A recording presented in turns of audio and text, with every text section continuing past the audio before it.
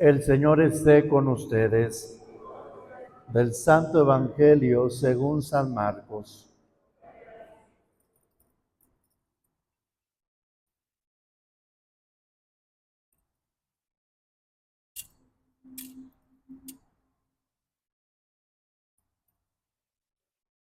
En aquel tiempo, Jesús fue a su tierra en compañía de sus discípulos. Cuando llegó el sábado, se puso a enseñar en la sinagoga, y la multitud que lo escuchaba se preguntaba con asombro: ¿de dónde aprendió este hombre tantas cosas? ¿De dónde le viene esa sabiduría y ese poder para hacer milagros? ¿Qué no es este el carpintero, el hijo de María, el hermano de Santiago, José, Judas y Simón? ¿No viven aquí entre nosotros sus hermanas? Y estaban desconcertados. Pero Jesús les dijo: todos honran a un profeta, menos los de su tierra, sus parientes y los de su casa. Y no pudo hacer allí ningún milagro. Solo curó a algunos enfermos, imponiéndole las manos. Y estaba extrañado de la incredulidad de aquella gente. Luego se fue a enseñar a los pueblos vecinos. Palabra del Señor. Tomen asiento, por favor. Estamos en el domingo 14 del tiempo ordinario y el Evangelio nos presenta esta realidad. Jesús va a Nazaret, aunque el Evangelio no nos dice que está en Nazaret, pero dice que va a su tierra. Jesús nace en Belén, pero crece en Nazaret. Entonces va con su gente, va con sus amigos, va con sus paisanos, va con su familia a predicar la buena nueva, anunciar el reino de los cielos. Pero se encuentra que su misma comunidad rechaza el mensaje de Jesús. No sé ustedes, pero yo sé que no les pasa en su vida laboral, pero vamos a suponer que en su trabajo hay alguien que te cae mal y tú le caes mal a esta persona. No sucede eso en sus trabajos, lo vamos a suponer. Y que esta persona que te cae mal y que tú le caes mal, está hablando mal de ti, ¿no? Te está criticando, te está ofendiendo, está inventando chismes. Desde luego que te enojarías, ¿verdad? Pero ¿qué pasa si al llegar a casa te das cuenta que tu propia familia, ¿no? Tu esposo, tu esposa, tu hijo, tu hija, tu padre, te enteras que también está hablando mal de ti? ¿Qué te dolería más? ¿Aquella persona que en el trabajo que está hablando mal de ti, o tu familia que está hablando mal de ti? ¿Qué te dolería más? Familia, ¿verdad? Dices, por lo menos el compañero o la compañera de trabajo, por lo menos ya sabes que es mutuo el sentimiento, ¿verdad?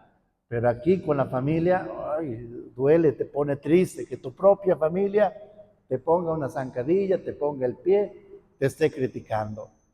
Pues así le pasó a Jesús. Jesús predicó en otras sinagogas y otros expertos en la ley lo criticaron, hablaron mal de él, ¿no?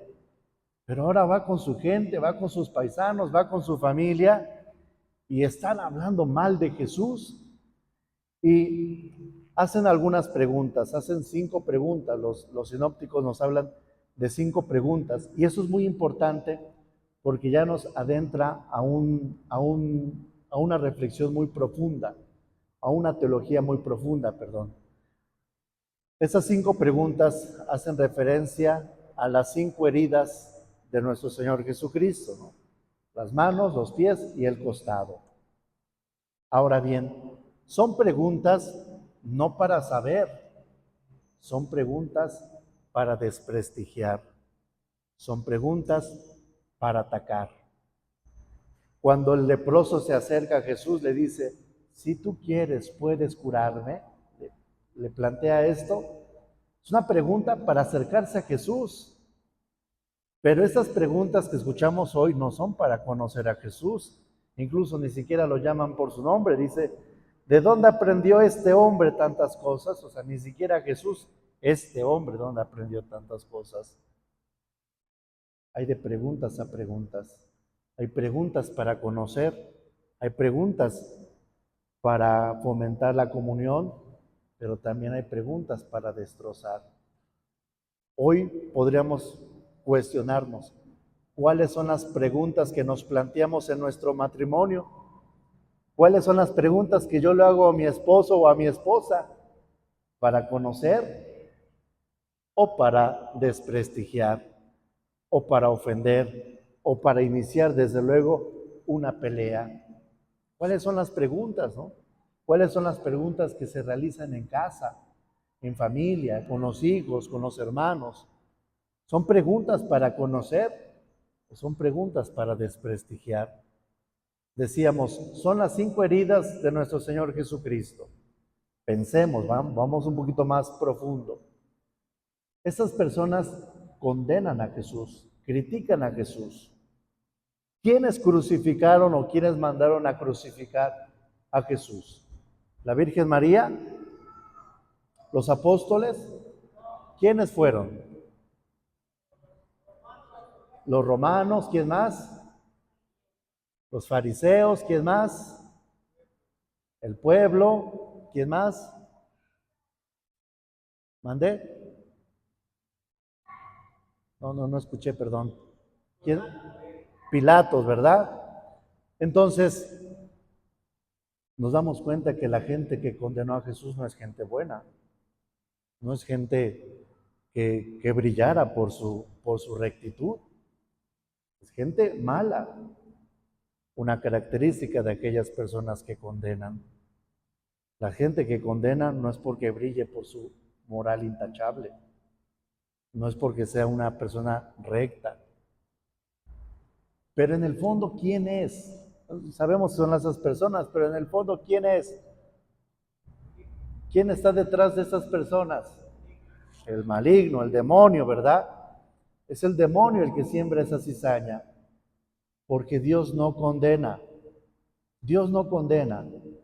El que condena es el demonio. El que Dios te da la salvación. Dios te quiere ayudar. Dios quiere que experimentes la vida eterna. Pero el demonio es el que quiere desprestigiarte. Ese es un método del demonio, el desprestigiar a otra persona. Qué fácil es ver los defectos de los demás. Qué fácil es ver cuando otra persona se equivoca. Qué fácil es señalar a la otra persona que ha cometido un error, que se ha tropezado, que ha caído. Qué fácil es ver eso. El demonio siembra precisamente eso en nuestro corazón y en nuestra mente para desprestigiar a otra persona. ¿Por qué no vemos las cosas buenas? ¿Por qué no vemos en las otras personas, sí, una persona que se ha equivocado, pero una persona que tiene desde luego un derecho a una nueva oportunidad? Es curioso porque cuando nosotros leemos los evangelios, dicen los evangelios, Jesús lo miró con compasión. Jesús lo miró y lo llamó. No dice lo miró y lo condenó, lo rechazó, lo ignoró. No, lo miró y le mostró su misericordia. ¿Cómo vemos desde luego las situaciones? ¿Cómo vemos con qué criterios utilizamos en nuestras relaciones? El demonio siempre va a utilizar el desprestigiar a una persona. Qué fácil es ver los errores de los demás. No me quiero poner como ejemplo, digo, quisiera ser un ejemplo para ustedes, pero no me quiero poner como ejemplo, ni mucho menos mártir, ¿no? Pero a mí me han criticado por un enfermo que no voy a ver, que por los muchos enfermos que voy a ver. A mí me han criticado por una misa que no celebro, que por las muchas misas que celebro, ¿verdad? Entonces, qué fácil es ver solamente un aspecto. Por eso Jesús cuestiona, ¿no? Cuestiona a sus paisanos. Todos honran a un profeta, menos los de su tierra, sus parientes y los de su casa. Jesús también está dejando en claro. Y dice, no pudo hacer allí ningún milagro. ¿Por qué? Por la dureza de su corazón, porque no creían en Jesús, porque no veían a Jesús desde la humildad. En esa semana que ya iniciamos las Eucaristías de graduación, les decía a los niños que terminaban su primaria, yo les decía, deben de darle gracias a Dios desde la humildad, y la humildad de reconocer, es cierto, tú has terminado tu primaria porque te has esforzado, pero también reconocer por la ayuda de los demás. Y les decía, ¿qué hubiera pasado si papá y mamá no te hubieran preparado tu lunch? ¿Qué hubiera pasado si no te hubieran llevado a la escuela? ¿Qué hubiera pasado si los maestros no hubieran ido a dar clases? ¿Qué hubiera pasado si alguien no hubiera construido tu escuela? No hubieras terminado la primaria. Entonces la humildad es entender y reconocer que yo necesito de los demás, desde luego de Dios, que yo necesito de Dios. La soberbia es creer que yo no le debo nada a nadie, que todo lo que tengo es mío, que todo lo que tengo es gracias a mi trabajo. Ajá, y si hoy no, Dios no te permite el don de la vida, ¿de qué serviría una actitud así? Por eso nos habla de una humildad. San Pablo, San Pablo nos habla de una debilidad. Hay que ser débiles. Cuando leí o estaba leyendo las lecturas, estaba preparando la homilía, yo dije, ¿qué ejemplo puedo poner para entender esto? Y me acordé de mi infancia. Cuando yo tenía, cuando yo era niño, no me acuerdo cuántos años tenía, era un niño como de 4 o 5 años, ¿no? No era un niño como los de ahora, de 20 o 30 años, ¿no? Un niño de esa edad no, era más pequeñito. Cuando yo tenía esa edad, me acuerdo que me enfermé y me tenían que aplicar unas inyecciones, 3 o 4, no recuerdo. Y me acuerdo que mis papás me llevaron allá donde me iban a aplicar las inyecciones y mi papá me iba terapiando, no, hijo, tú eres valiente, no, échale ganas, mira que es por tu bien. Yo llegué ahí al consultorio bien valiente. Cuando empecé a verla, que estaban preparando, ¿no?, la jeringa, y cuando vi todo, empecé a llorar, empecé a patalear, empecé a hacer berrinches, ¿no? Como algunos niños que hay en otras parroquias, ¿verdad? Entonces, mi papá, desde luego, me regañó, pero me dijo algo, mira hijo, me acuerdo perfectamente de este ejemplo. Dobló su brazo y dice, lo voy a poner duro, intenta meter tu dedo. Y yo estaba ahí intentando y digo, no, no se puede. Ahora lo voy a poner blandito. Intenta poner tu dedo, ¿no? Meter tu dedo. Y yo, era muy fácil. Dice lo mismo.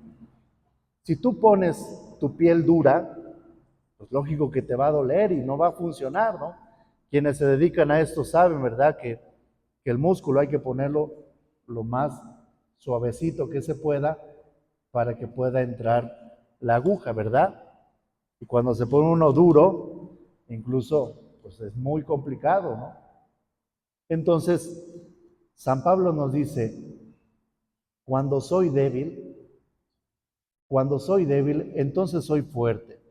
Es decir, hay que mostrar nuestra debilidad ante Dios para que Dios pueda entrar en nuestra vida, para que Dios pueda entrar en nuestra vida. Pero cuidado, porque alguien puede decir, entonces hay que ser débil para siempre y en todo momento. No, débil, es decir, humilde ante Jesús para que pueda entrar, pero fuerte ante los problemas, porque alguien puede decir como en el confesionario, ay padre, es que soy débil y por eso peco. No, débil para que entre, es decir, humilde para que entre Dios en tu corazón y fuerte ante el pecado, fuerte ante las tentaciones. ¿Para qué se nos aplican las inyecciones? ¿Para debilitarnos? No, para fortalecernos. Es lo mismo acá. Jesús entra en nuestro corazón, Jesús entra.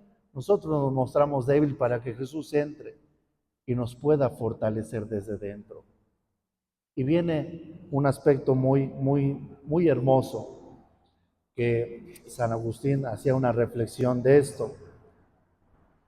Y dice, y estaba extrañado de la incredulidad de aquella gente. Luego se fue a enseñar a los pueblos vecinos. Decía San Agustín que no permita, que no permita que solamente yo vea pasar a Jesús. A veces creemos, no sé qué tenemos en nuestra cabeza, pero a veces creemos que si no venimos a misa, pues ya con eso ofendemos a Dios o lastimamos a Dios. Sí, es cierto, Dios quiere que todos experimentemos su misericordia y sus sacramentos, pero a veces pensamos que si no venimos a misa o no venimos a la iglesia, a Dios lo vamos a hacer más pequeño. No, no creas, ¿eh? Dios va a seguir siendo Dios aunque vengas a misa o no vengas a misa. Él va a seguir haciendo milagros aunque tú vengas a misa o no vengas a misa. Él va a seguir derramando su misericordia, vengas o no vengas a misa. Pero si tú vienes a misa, en ti se va a hacer el milagro. Pero si tú estás en comunión con Dios, en ti se te va a mostrar la misericordia de Dios. Entonces podríamos decir, ¿quién pierde más al alejarme de la iglesia? ¿Tú o Dios? ¿Quién pierde más? Pues nosotros, ¿verdad? Porque Dios va a seguir siendo Dios. Pero si nosotros nos alejamos de Dios, nos vamos a perder. Vamos a cometer pecados y vamos a perder nuestra dignidad. Esa es la gran diferencia. Jesús va a seguir haciendo milagros. Yo lo veo así. No lo predico, no lo anuncio, pero pues yo lo veo de esta manera, ¿no? A veces cuando hay gente que me dice, pues me voy de la iglesia, ¿no? Me voy a otro lugar. Sí, como sacerdote y como párroco me duele, ¿no? Pero a veces me pongo a pensar, ¿no? ¿Cuántos niños estoy bautizando los sábados? De 3 a 4, ¿no? Más o menos, a veces más, a veces 3 o 4, ¿no? Por 4 sábados que tiene el mes, 16 mínimo, ¿no? Se va uno, llegan 16. ¿Quién pierde más? Digo, no lo tengo que ver así, ¿no? A mí me duele desde luego cuando la gente se va, pero a veces pensamos en esa mentalidad meramente humana que si me voy, uy, ofendo a la iglesia, uy, lastimo a la iglesia. Sí, se ofende, se lastima, pero yo estoy perdiendo más. Por eso dice, luego se fue a enseñar a los pueblos vecinos. Jesús no dijo, ay, no, ya no vale la pena esto, ya no voy a predicar, nadie me cree, nadie me acepta. No, Jesús no dijo eso. Jesús continuó con su evangelización. Esto no lo detuvo. Entonces, hoy el evangelio es muy claro. Es conocer a Jesús para hacerle preguntas, pero no preguntas para desprestigiarlo, sino para conocerlo. Una vez conociéndolo, para experimentar los muchos milagros, para hacerme débil y encontrar la fortaleza en Él, en los sacramentos, y hacer frente a muchos problemas, a muchas dificultades que me puede presentar la vida. Se ponen de pie.